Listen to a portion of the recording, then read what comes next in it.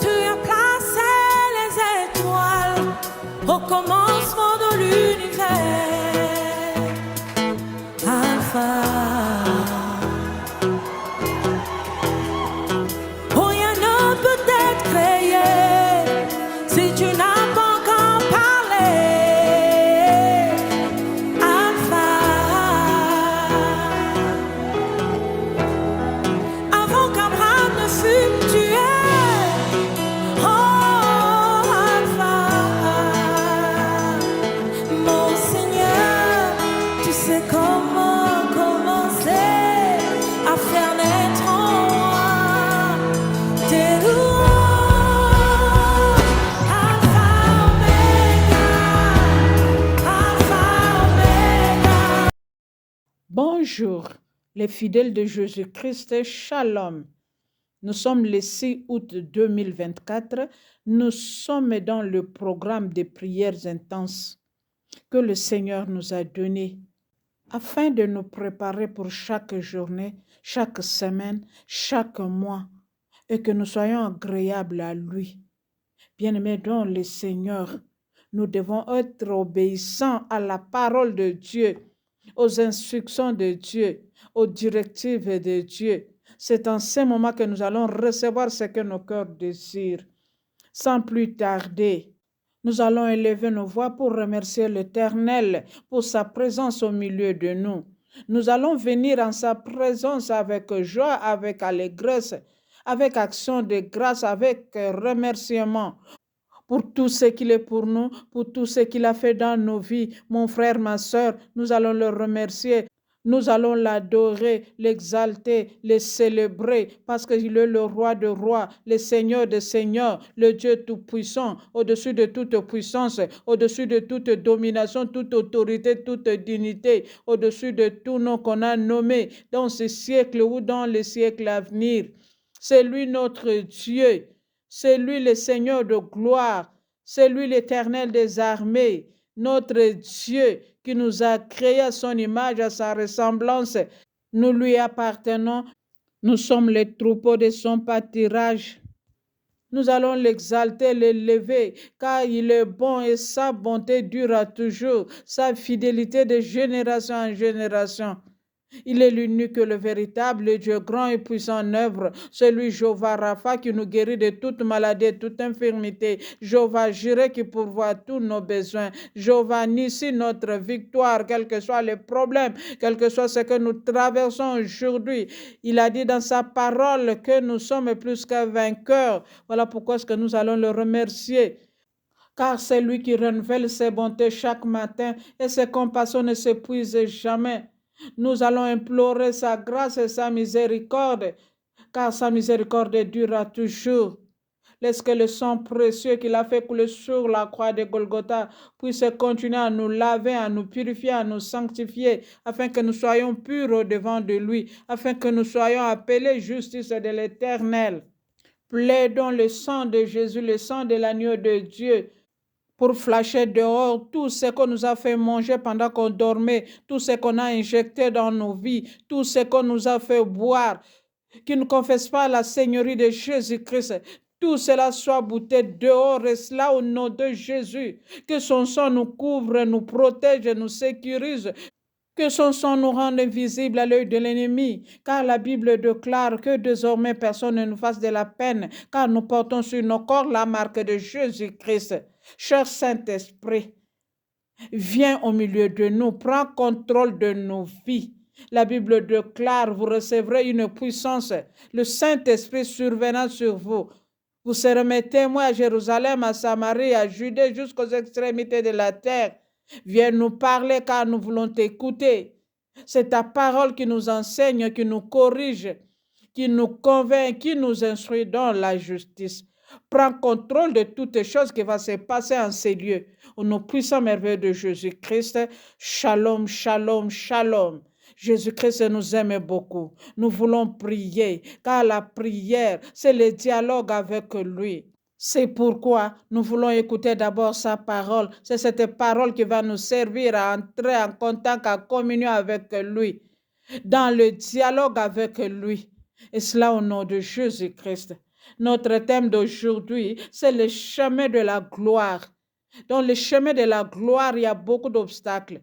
Il y a beaucoup de persécutions. Il y a beaucoup de tribulations. Il y a beaucoup de tentations. C'est pourquoi aujourd'hui, par la grâce de Dieu, nous allons prendre nos Bibles dans Genèse 37, du premier jusqu'à la fin. C'est là où nous allons parler du cas de Joseph. Nous allons comprendre les origines de Joseph.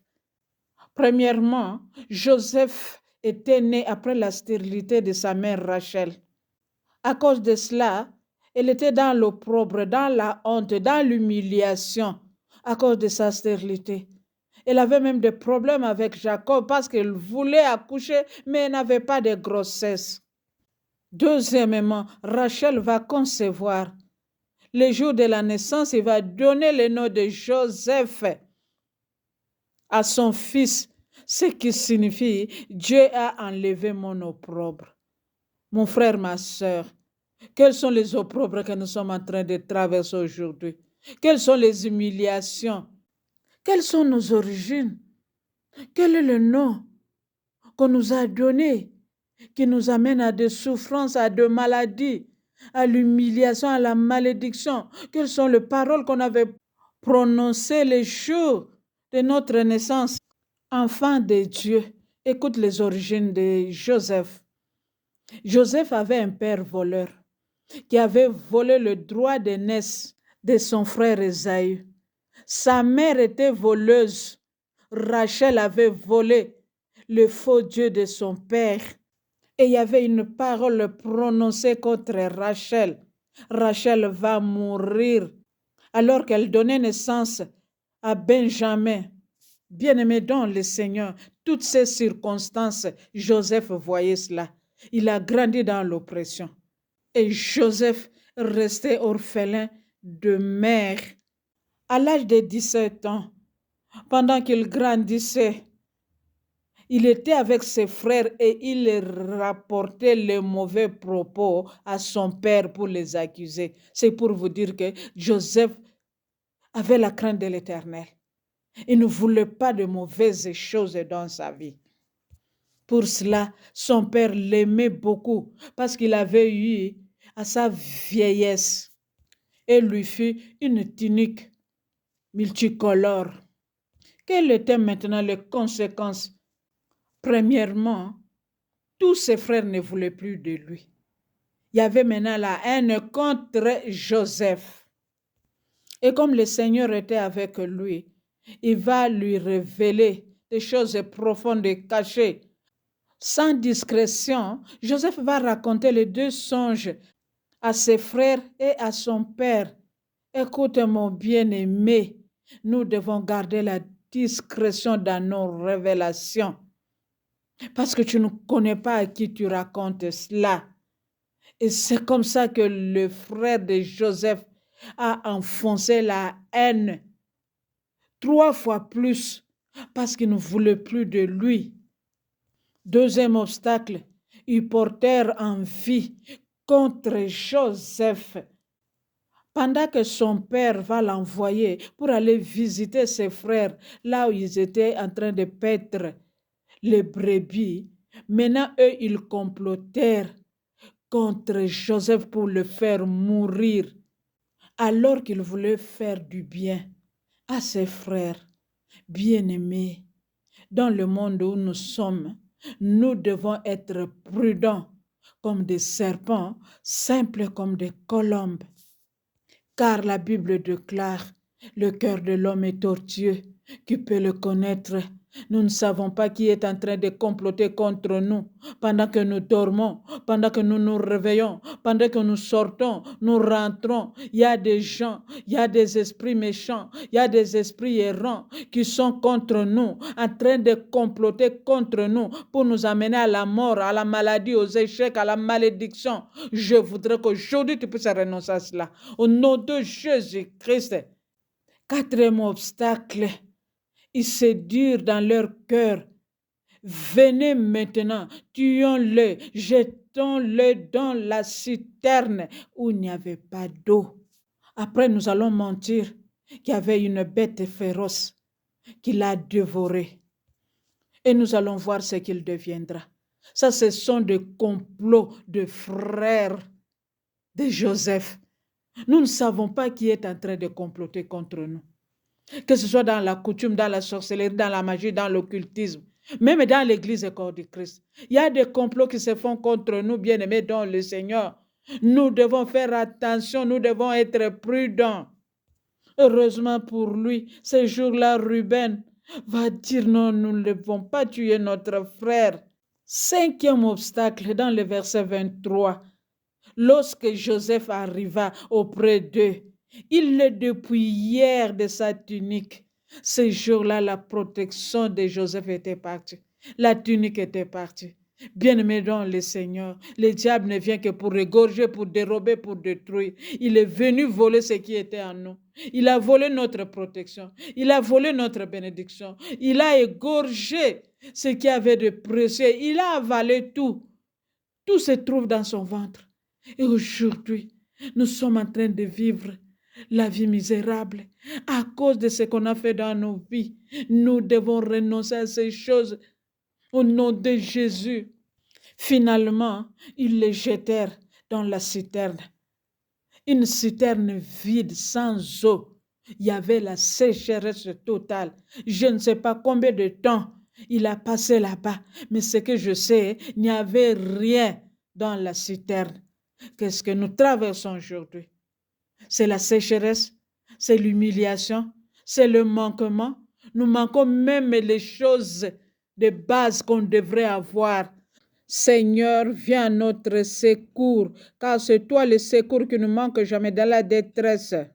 Nous sommes restés un vase vide car le dragon a tout englouti. Nous n'avons plus rien. Sixième obstacle. Judas va décider maintenant qu'on puisse vendre Joseph chez les Madianites. Pendant tout ce temps, son père ne savait rien. Il avait même porté le deuil de Joseph, croyant qu'il était dévoré, alors que Joseph était vendu.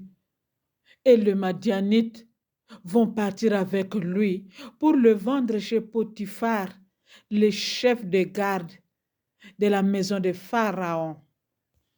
Nous allons nous arrêter là-bas pour prier. Bien-aimés dans le Seigneur, quels sont les obstacles, quelles sont les persécutions, les tribulations que nous sommes en train de vivre aujourd'hui parce que nous avons cru en Jésus-Christ? Quelles sont les choses qui nous arrivent? Écoute mon frère, ma soeur, toutes les choses concourent au bien de ceux qui aiment Dieu. C'est pourquoi, premièrement, nous allons élever nos voix pour adorer Dieu, pour le remercier, pour sa parole puissante qui vient de nous donner. C'est lui qui nous révèle ce qui est profond et caché. Il y a des choses qu'on a fait sur nous avec nous qui nous tourmentent aujourd'hui, que ce soit dans nos origines, que ce soit à la naissance, que ce soit les paroles prononcées, que ce soit les noms qu'on nous a donnés. Nous subissons les conséquences à cause de cela. Par la puissance du Saint-Esprit, par l'autorité du nom de Jésus, nous brisons, nous renversons, nous détruisons toutes ces choses dans nos vies. Et cela au nom de Jésus-Christ. Quel que soit ce qu'ils ont comploté contre nous, la Bible déclare, c'est l'Éternel qui anéantit le projet des hommes rusés. Et leur main ne peut pas les accomplir dans nos vies. Que son sang puisse nous racheter dans les ténèbres, dans la coutume, dans la sorcellerie, n'importe quel endroit qu'on nous a amenés. Nous sommes rachetés. Et cela au nom de Jésus-Christ. Quelle que soit la sémence qu'on a mis dans nos vies pendant qu'on dormait, pendant qu'on était né, pendant qu'on grandissait, que le sang de Jésus puisse enlever toutes ces marques, le point de contact, le point de repère, tout ce que le diable utilise pour nous connecter à lui, pour nous connecter au cimetière, pour nous connecter à la malédiction, aux échecs, aux morts. Tout cela soit brisé par la puissance du Saint-Esprit au nom de Jésus-Christ. Et la Bible déclare, nous n'avons pas lutté contre le sang ni contre la chair, mais contre les dominations, les autorités, les princes du monde des ténèbres, les esprits méchants dans le lieu céleste. C'est pourquoi, par la puissance du Saint-Esprit, par l'autorité de notre Jésus, nous allons détruire et briser toute origine maléfique, satanique, sorcellerique, qui nous amène à la mort, aux maladies, aux échecs, à la destruction, au chômage, au blocage. Nous détruisons toute puissance familiale, ancestrale, toute puissance d'idolâtrie qui nous réclame aujourd'hui, et cela au nom de Jésus-Christ. Deuxièmement, la Bible déclare, si l'on forme de complot contre nous, cela ne viendra pas de l'Éternel. Quiconque se liguera contre nous tombera sous nos pouvoirs. C'est pourquoi nous allons prendre le sang de Jésus pour effacer, pour annuler tous les complots du monde des ténèbres, pour nous amener à la mort, à la malédiction, aux échecs. Car c'est l'Éternel qui a anéanti le projet des hommes rusés et leur main ne peut pas les accomplir dans nos vies. Quel que soit leur complot, ça n'arrivera pas, ça n'aura pas lieu. C'est anéanti par la puissance de l'Éternel, et cela au nom de Jésus. Former des projets, ils seront anéantis. Donner des ordres, ils seront de nuls et sans effet, car Dieu est avec nous. Nous allons maudire maintenant toute mauvaise fondation du côté paternel, du côté maternel qui nous réclame, qui donne de mauvais fruits dans nos vies. Nous allons briser, détruire, renverser cela au nom de Jésus-Christ. Joseph avait beaucoup d'ennemis dans sa propre famille. Nous avons des ennemis que le diable a envoyés. La Bible déclare, quand l'ennemi viendra comme un fleuve, l'Esprit de Dieu le mettra en fuite. Ils sont venus par un chemin qui se disperse par cet chemin dans les débandades, dans la confusion. Au nom de Jésus, que ce soit les démons, les esprits impurs, les esprits méchants qui se dispersent maintenant, et cela au nom de Jésus-Christ. Mon frère, ma soeur, je voudrais que tu puisses proclamer de bonnes choses pendant toute la journée, pendant toute cette semaine, pendant ce mois d'août. Proclame la vie, la paix, la joie, le bonheur, l'abondance. Je prie à ce que l'Esprit de Dieu puisse être au contrôle de nos vies. Partout nous passerons, partout nous serons favorables. Et l'Éternel va nous envoyer une bonne nouvelle qui va habiter dans nos maisons. Au nom puissant merveilleux de Jésus-Christ, shalom. À nous revoir demain pour continuer la prière par la grâce de Dieu. Merci Jésus.